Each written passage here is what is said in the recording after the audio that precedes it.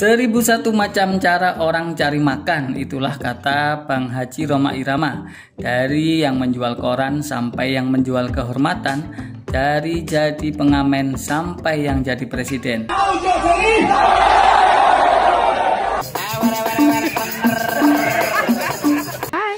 Oke.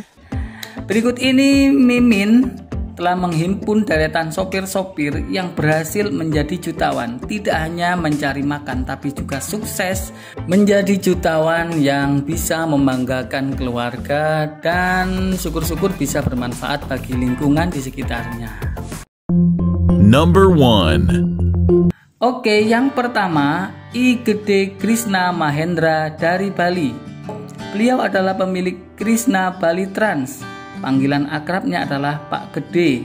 Saat remaja, ia bekerja sebagai tukang cuci mobil di sebuah travel agency. Kalau cuma maju mundurkan mobil, muter-muter komplek bisa, dan tidak benar-benar mahir dalam mengemudi. Lalu tiba-tiba si bos menyuruhnya mengantarkan tamu.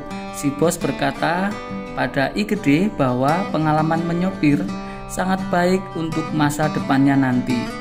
Setelah bertahun-tahun menjadi pencuci mobil, akhirnya ia bisa memiliki mobil sendiri.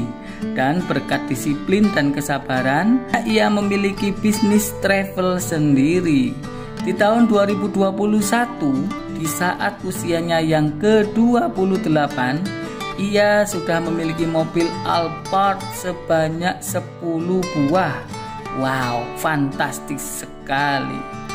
Kok travel pakai mobil Alphard? Ya iyalah, sebab travel agen milik Pak Gede ini melayani orang-orang penting seperti pejabat, pengusaha, artis, dan influencer. Menurut Pak Gede, sebagaimana dilansir dalam channel YouTube SP30, kunci agar dipercaya pelanggan adalah disiplin waktu dan menjaga kerahasiaan. Apapun yang didengar dan dilihat di dalam mobil saat ia mengantar tamu harus menjadi rahasia. Meskipun kini ia menjadi bos dari sebuah travel agency, namun ia juga masih menyopir, mengantar para tamu. Wah, enak dong, bisa kenalan banyak artis. Suksesnya di usia muda, wow, benar-benar luar biasa. Bagaimana pendapat kamu teman-teman? Tulis di kolom komentar ya. Number 2. Alif Bakta dari Jawa Timur. Alif Bakta. Pria asal Ponorogo bernama lengkap Alif Gustahyat ini lebih kita kenal dengan nama Alif Bakta. Ya, tentu saja netizen lebih mengenalnya sebagai gitaris fingerstyle. Namun siapa sangka bahwa ia sebenarnya adalah seorang sopir. Pernah jadi sopir truk, lalu pindah kerja di sebuah perusahaan menjadi sopir forklift sampai saat ini. Forklift itu seperti alat memindah-mindah barang gitulah. Alif memang hobi main gitar sejak kecil dan selalu mengasah kemampuannya hingga level dewa gitar maksud saya.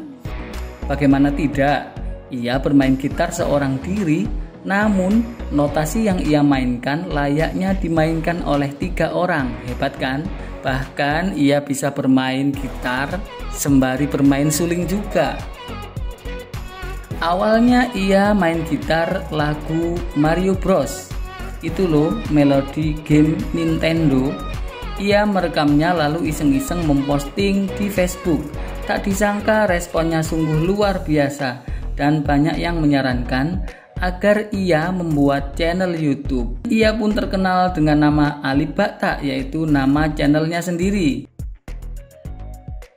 Dari YouTube inilah karyanya go internasional, membanggakan nama Indonesia. Dia mengcover lagu dari berbagai negara dan berbagai genre termasuk lagu-lagu daerah di Indonesia. Cover lagunya sangat bagus, banyak sekali menuai pujian dari musisi internasional. Mantap guys. Dengan subscriber yang bejibun, jumlahnya sudah lebih dari 4 juta.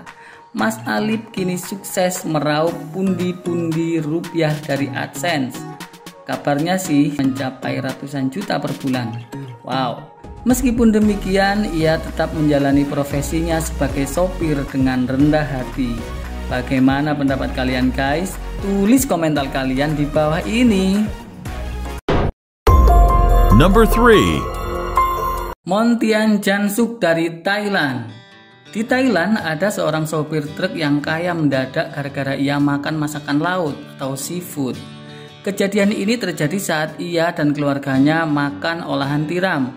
Sopir truk bernama Montian Jansuk umur 40 tahun membeli bahan makanan di pasar Chonburi, Thailand pada 10 Februari tahun 2021. Istrinya bernama Wasana lalu memasak bahan-bahan tersebut dan memakannya bersama keluarga.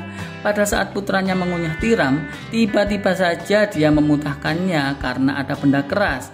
Ternyata benda itu adalah mutiara berwarna orange.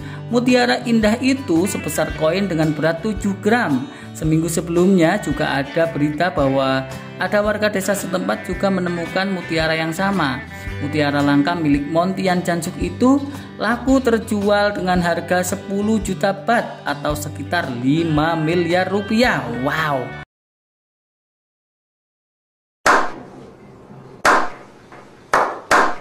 Beruntung sekali super truk ini ya teman-teman. Number 4. Sopir dari Hong Kong. Pada tahun 2015 di Hong Kong ada kejadian seorang sopir yang menolak uang pesangon 319 juta. Sopirnya Lee Ka-sing. Lee Ka-sing itu siapa sih? Lee Ka-sing adalah pengusaha terkaya di Hong Kong. Tapi yang kita omongin kali ini bukan Mr. Lee Ka-sing, tapi sopirnya Mr. Lee. Sang sopir sudah setia banget menemani juragannya yaitu Mr. Lee Ka-sing selama 30 tahun. Karena Mr. Lee sudah pensiun, maka sopirnya pensiun juga dong. Sang juragan sudah menyiapkan uang pesangon sebesar 24.000 dolar Hong Kong atau setara dengan 319 juta rupiah. Namun apa yang terjadi? Sopir tadi menolaknya dengan halus. Terima kasih Mr. Lee, kalau uang segitu mah saya juga ada. Terima kasih banyak deh, nggak usah, berikan aja pada yang lain. Mr. Lee Ka-sing terkenal mendanai yayasan kanker, yayasan anak yatim dan lain-lain. Tentu saja dana yang ditolak akan digunakan untuk hal-hal yang bermanfaat lainnya. Namun sang juragan ini menjadi heran dong, kenapa ada sopir menolak uang pesangon yang sangat besar seperti itu. Jangan-jangan si sopir mengutil kekayaan Mr. Lee. Bercanda ya teman-teman. Mr. Lee Ka-sing yang sudah kepo akhirnya minta kejelasan dari sopirnya. Sang sopir pun lalu menjelaskan kronologinya bagaimana ia bisa kaya. Seperti ini guys. Ketika saya mengemudi, saya memusatkan perhatian pada apa yang Anda bicarakan dengan mitra, pengusaha lain yang ditelepon terkait dengan saham yang dibeli. Manakala Anda membeli tanah, saya membeli tanah juga dalam luas kecil di lokasi yang sama. Apapun saham yang Anda beli, saya juga membelinya, namun dalam porsi yang kecil, ujar sopir tadi. Keputusannya selama 30 tahun menjadi sopir dan menguping rekomendasi investasi Lee Ka-sing, aset kekayaannya kini bernilai 20 juta yuan atau setara dengan 44 miliar. Wah, luar biasa. Itu pun masih mengalir, masih berkembang karena dia juga membuat pertokoan dan juga menyewakan tanah. Oke teman-teman, bagaimana pendapat kamu tentang keempat supir tadi? Semuanya luar biasa bukan? Jangan lupa klik like dan subscribe bagi yang belum subscribe. Jangan lupa dibagikan teman-teman kamu, mungkin dari video ini bisa memotivasi. Oke, sampai jumpa. Wassalamualaikum warahmatullahi wabarakatuh.